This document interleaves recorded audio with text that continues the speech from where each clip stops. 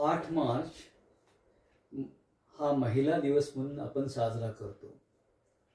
खरं तर हा दिवस हा महिलांच्या पराक्रमाचा दिवस आहे, साहसाचा दिवस आहे, धैर्याचा दिवस आहे. त्यांनी जगभरातल्या सगळ्या देशातल्या काही निवडक महिलांनी हा दिवस वेगळ्या पद्धतीने घडवून आणलेला दिवस आहे. कशासाठी या सगळ्या जगभरातल्या महिला धडपडल्या आहेत? त्यांनी अनेक त्रासांना, छळांना, गुलामगिरीला, ऑपरेशन सप्रेशन या सगळ्यासाठी एक त्याग केलेला आहे. त्या त्यागाचा पण हा दिवस आहे. तो त्यांच्या स्वातंत्र्यासाठीचा दिवस आहे. तो स्त्री पुरुष समानतेसाठीचा त्यांचा हक्क आहे, त्याच्यासाठीचा आहे. त्यांना आपल्या मालमत्तेत वाटा मिळावा त्याच्यासाठीचा हक्क आहे. आपल्याला सन्मान मिळावा त्याच्यासाठीचा त्यांचा हक्क आहे, तो त्यांना दिला जावा त्यासाठीच ते अधोरेखित केलेलं आहे. त्यांना शिक्षण मिळावं, त्यांना उत्तम शिक्षण मिळावं, त्यांना नोकरी करता यावी, नोकरीमध्ये समान वेतन मिळावं, नोकरीमध्ये पुरुषांना जे जे मिळतं किंबहुना सर्वच लोकांसाठी जे आहे ते स्त्री आणि पुरुष भेदाभेद न करता मिळावं, सन्मानाची वागणूक मिळावी, न्याय्य वागणूक मिळावी, यासाठी हा दिवस आपण साजरा करतो. आजवरच्या सर्व देशांच्या प्रगतीमध्ये बरेच देश यामध्ये पुढे गेलेले आहेत. पण या दिवशी आपण पुन्हा आत्मपरीक्षण करतो त्यावेळी अजूनही आपल्यासारख्या देशात, जे उदाहरणार्थ हा आंबेडकरांनी संविधान आपल्याला दिलेलं आहे अशा आंबेडकरांचा देश आहे, महात्मा फुलेंचं आपलं राज्य आणि देश आहे, सावित्रीबाईंचा देश आहे, शाहू महाराजांचं हे राज्य होतं, सरकार होतं त्यांचं आहे.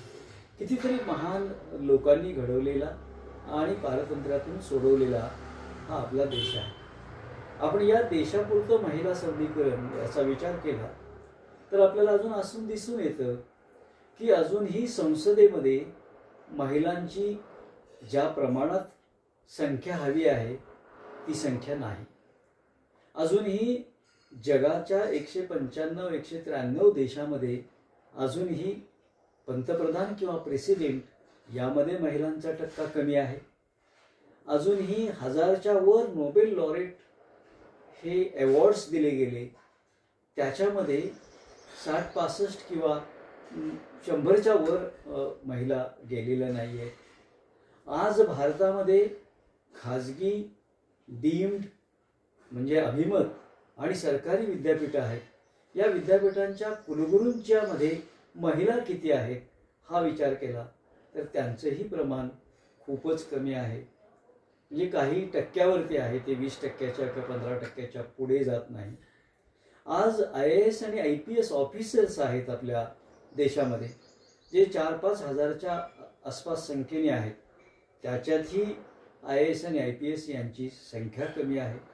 म्हणजे 2 स्त्री आणि पुरुष यांची जी संख्या आहे, जवळजवळ 50% एकमेकाशी जोडलेले असे हे 2 घटक आहेत, जे एक जीवाने एक दिलाने पुढे चालले पाहिजेत आणि जग चाललं पाहिजे. त्याच्यामध्ये ही विषमता अजूनही जात नाही. म्हणजे अगदी ग्रामपंचायतीपासून संसदेपर्यंत हे केलं जातं. शिक्षणामध्येही हे होतंय, डिस्क्रिमिनेशन ज्याला म्हणता येईल किंवा भेदाभेद ज्याला म्हणता येईल असं केलं जातं. आणि मग त्या दृष्टिकोनातून त्याच्या पुढचा विचार जेव्हा आपण करतो तर या मुली आता शिकतायत, त्यांचा टक्का वाढतोय. पण या टक्क्यामध्ये मुलींना BA BCom शिका म्हणून पालक सांगतायत, मुलाला मला इंजिनियर करायचं आहे कारण तुझ्या शिक्षणावर मी कशासाठी खर्च करू. पण आता काही सुज्ञ पालक त्या दिशेने चाललेले आहेत, म्हणजे ज्याला स्टेम एज्युकेशन म्हणतो, म्हणजे सायन्सचं एज्युकेशन असेल, टेक्नॉलॉजीचं एज्युकेशन असेल, ॲग्रीचं असेल किंवा प्रोफेशनल कोर्सेस असतील, तिकडे आता जायला लागलेले आहेत मुली. पण अजूनही मुलींचं शिक्षण आणि मुलांचं शिक्षण याच्यात फारकत केली जाते.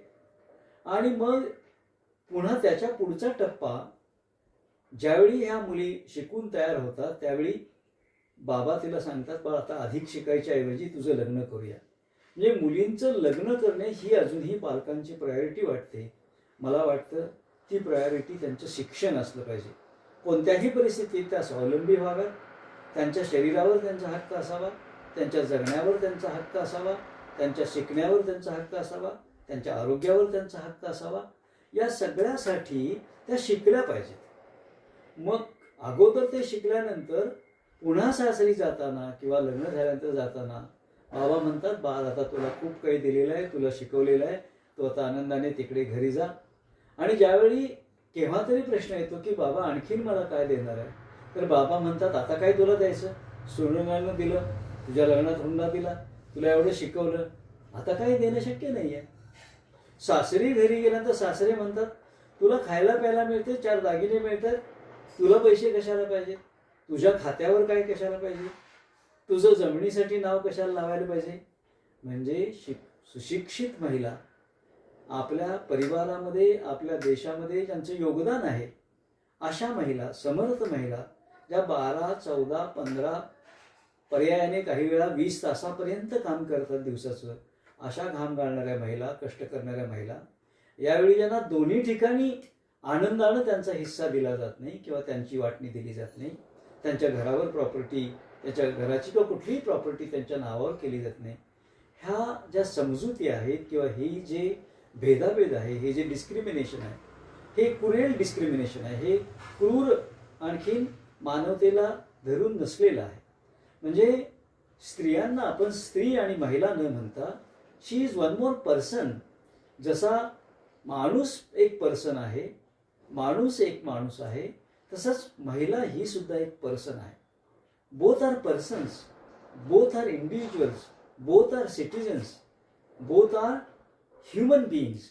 म्हणजे त्यांचा मान देणं किंवा त्यांना सन्मान देणं, त्यांचे हक्क देणं हा महिलांचा हक्क नाही आहे, हा मानवतेचा हक्क आहे, जो घटनेमध्ये आपल्या आहे.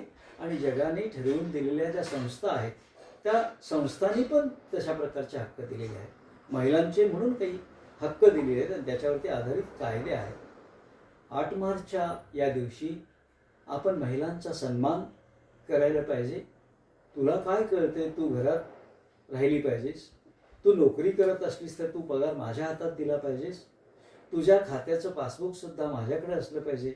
अशा प्रकारच्या ज्या मानसिकता आहेत, इमर्जन्सीमध्ये, अगदीच कोणत्या अडचणीमध्ये तिच्या हाताशी काही पैसे असणे, तिच्या हाताशी काही स्वतः खर्च करता येईल असं तिला एक वित्तीय स्वायत्तता आपण म्हणतो, घराचं कुटुंब आणि तो सगळा भार ती चालवते, तर तिला एक मुभा असली पाहिजे. तुला किती पैसे लागतात, मग मी तुला इतके पैसे देतो, हे न मागता घराच्या हिशेबाला किती पैसे लागतात, मुलांच्या शिक्षणाला किती पैसे लागतात, तिला शिकायचं असलं तर किती पैसे लागतात, हे कोणत्याही परिस्थितीत भेदाभेद न करता, मुलगा आणि मुलगी भेदाभेद न करता, या दृष्टिकोनातून आपण सुजाण पालकत्व आणि सुजाण नागरिकत्व हे जपून हा दिवस साजरा करायला पाहिजे. आज आपण ज्यावेळी वेगवेगळ्या ठिकाणी, वेगवेगळ्या कार्यालयामध्ये जातो, त्यावेळी महिला मॅटर्निटीच्या रजेवर गेलेले असतील तर शेजारचा माणूस सांगतो, मॅडम आता लवकर येणार नाही, त्या मॅटर्निटीच्या लीव्ह गेलेल्या आहेत. महिला म्हणून त्यांना खूपच हक्क असतात. मॅटर्निटीचा हक्क हा त्यांना न्यायाने मिळालेला आहे. पॅटर्निटीचाही हक्क आता पुरुषांना काही दिवसासाठी मिळतोय, त्याची थट्टा केली जाते. यांना काय, फक्त घरात बसायचं, ते इथे येऊन बसतात म्हणून त्या नोकरी करतात, नवऱ्याच्या उत्पन्नात अधिक भर टाकतात, असेही ताशेरे मारले जातात किंवा शेरे मारले जातात. वर्कप्लेसमध्ये या महिलांना त्रास होतो, सेक्शुअल हॅरेसमेंट होते, लैंगिक छळ होतो, त्याच्यासाठी कायदे आपल्याला करावे लागतात. डोमेस्टिक व्हायलन्स होतो, घरात छळ होतो, रस्त्यात छळ होतो, कार्यालयाच्या ठिकाणी छळ होतो. मग या महिलांनी जायचं कुठे, सुरक्षित कुठे आहेत?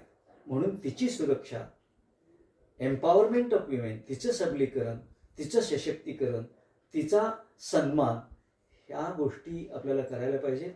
आणि अजूनही यापुढच्या काळामध्ये, आजवरच्या आपल्या देशामध्ये आत्ता आपण जवळच लवकरच शतक पूर्ण करतोय.